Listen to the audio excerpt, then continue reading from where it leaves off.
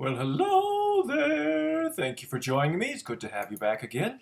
I understand that the last one was a little longer than some of you preferred, so tonight we're going to go super fast. Are you ready? Because tonight we're going to talk about style. Wearing your top hat out in the town, driving the car with the spinner wheels. Any way you can affect the world by saying, look at me, look at me, look at me. So tonight we're going to focus on the style of writing. How do you get and create the most sophisticated, the most intelligent sounding letters, essays, job applications, pretty much anything you write? How do you help yourself sound more sophisticated? Well, what you do is you eliminate the words it, this, and thing. Hold on to that thought, because what we're going to do is we're going to climb this mountain. You can see these young boys down here. We're ready to go climb the mountain. This guy's already left. He's bored with me talking.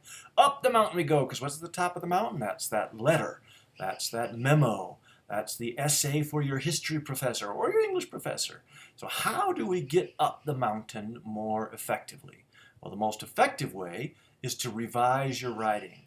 Once you've gotten your ideas down, once you've opened the can of worms of your essay and you've got some sentences, go back and ask yourself, sentence by sentence, have I said clearly what I want to say? Have I added enough details and examples? Will a reader be able to understand and see my intelligence? Because our writing is the clearest way that other people can understand how smart we are, how great our ideas are. Good writing is good thinking. So let's work on being good writers. Well, how do we do it? Well, the way we do it is to get rid of it. And this, and thing, and that, and there. Let's take a gander at these 5 words. Write them down on a piece of paper. Annotate your presentation. Because these words will now disappear from our writing. Whenever we see them, we will circle them and substitute them with a specific, with a detail, with an example. Sometimes you need to rewrite the entire sentence to eliminate one of these 5 words. Sometimes you just need to replace the word. Let's take a closer look. Here's a paragraph. You can imagine you wrote this paragraph. I took it from the Associated Press. It's a short article about tigers, someone who was mauled to death, unfortunately, at a zoo in Shanghai. So I get my paragraph. I'm going to turn it in tomorrow morning. It's due at 8 o'clock. But I've written it, so now I'm going to go through and I'm going to edit. How do I edit? I look for every it, every this, everything, every that, every there. In this case, I marked them in red. Entering its enclosures to clean it. It said the attack occurred. To clean it. A lot of it's in this particular paragraph. Now, we revise for specifics. Look how excited they are to revise for specifics. They're all primed up and ready to chase down these awful words, it, this, thing, that, and there. So, how do you do it? Sometimes it takes just a little bit of change. That was an it. Tuesday, after entering it, after entering the ferocious beast's enclosure, to clean it. No, to clean the excrement and leftover squirrel parts. Oh, so you could imagine there are lots of opportunities you could put in place of it, this, or thing. And what matters is that you make a selection that helps your reader understand. You add information to what you are saying. Here's another it. Instead of it, I have the official report, heavily redacted and absent names or other details. Now notice how that sentence changes the meaning of the entire paragraph. Now I'm suspicious of the officials. With the word it, I wasn't suspicious at all. It, this, thing are ways to hide meaning. Our goal is to explore meaning. And same with the floors and the walls there. Okay. Whew. Now what about the opposite? That wore them out working that hard. What about the opposite? What if we put it, this, and thing in place of all of the specific language? Then our paragraph would look something like this. A keeper at a zoo was mauled to death by an animal. Some administrators, the animal was not a problem previously, occurred at the zoo's facility where procedures are in place. We don't have any specific information about who got bit by what or why or who's at fault, or we have hidden behind general language, non-specific general language. But our goal is going to be specific. As young writers, we prefer it, this thing, that, and there. They are easier to use. They are like those little puff candy balls that you eat them and they're gone. You don't have any more to eat. They don't have any substance to them. They are non-referential. And they are so much easier that you don't even notice them. Which is why you hear a lot of people who want your vote, to sell you a car, to believe in them in some way, use it, this thing, that, there, because they don't want you to look too closely at the details. They don't want you to have enough information to make your own decision. They want to summarize the language for you. But as good writers, we want to eliminate those terms.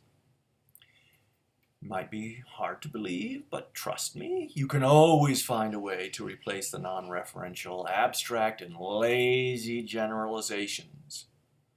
But each time you use it, this thing, what you really have is an opportunity to add more information, to be more precise. When we have the chance to use specific information, we're going to.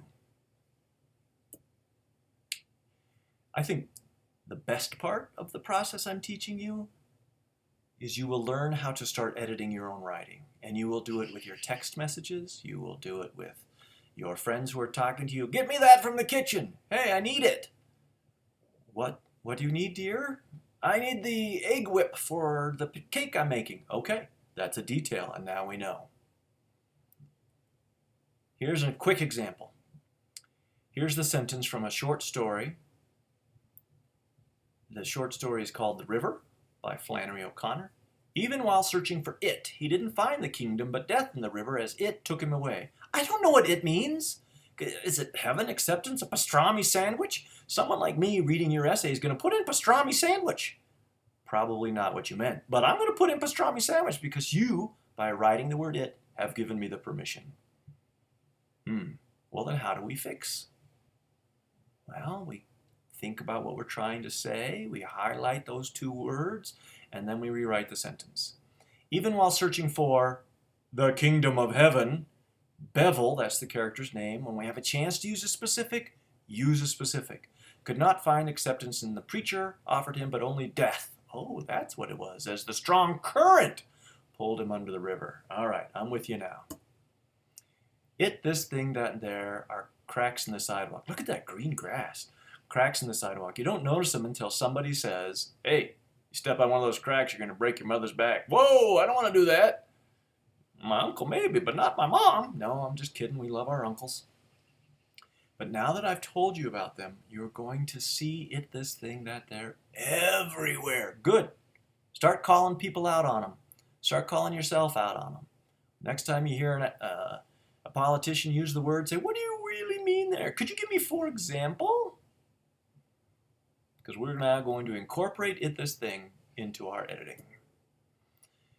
Now, on a smaller level, we also want to get rid of small verbs. These are called helping verbs, or sometimes be verbs, is, was, were.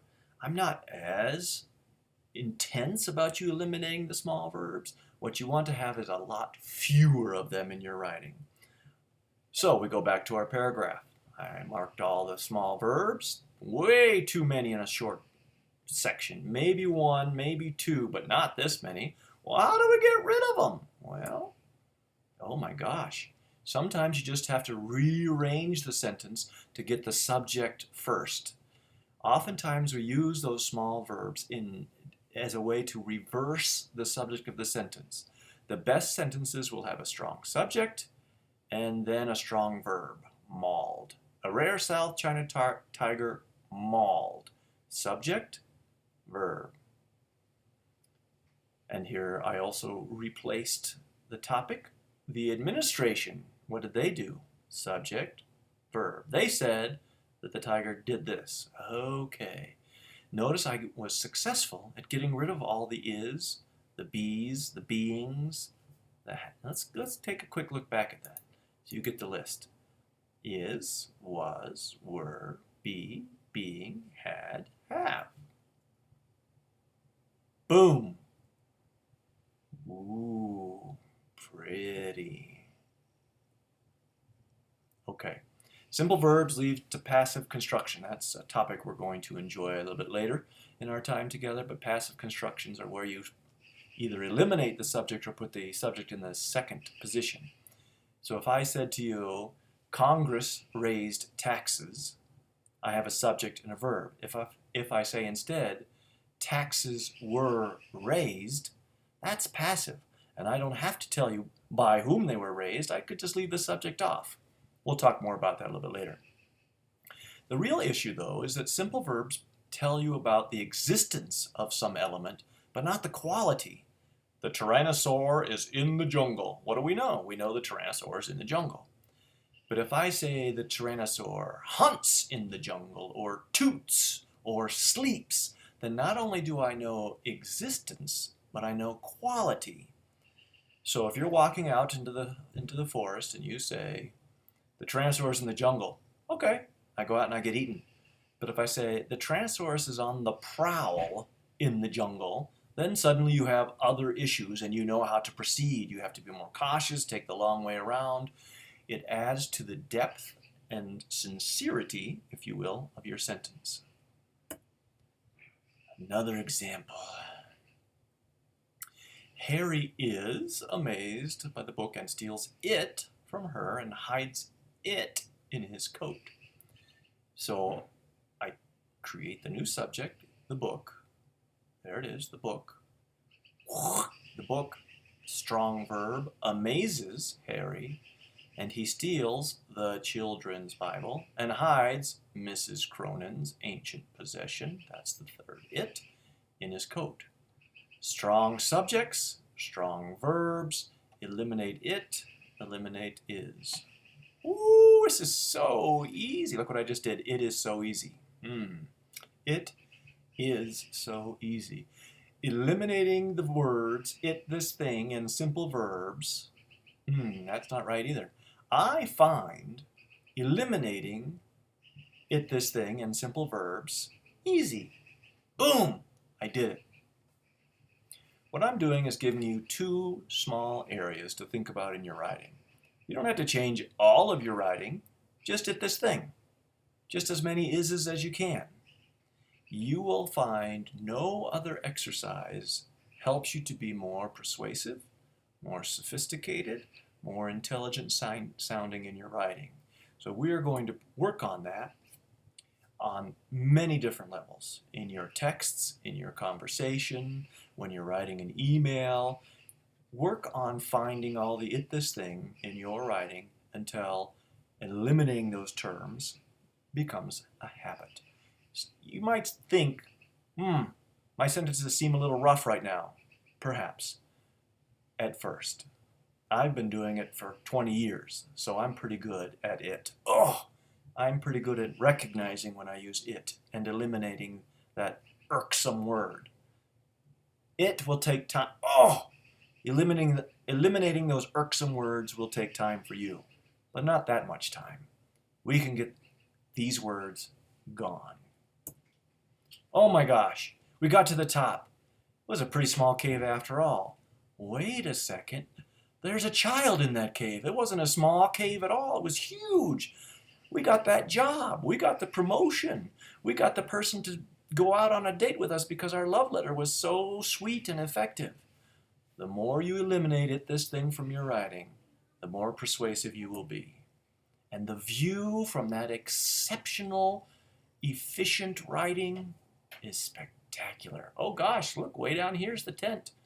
We hiked a long way. We made a big change in our writing.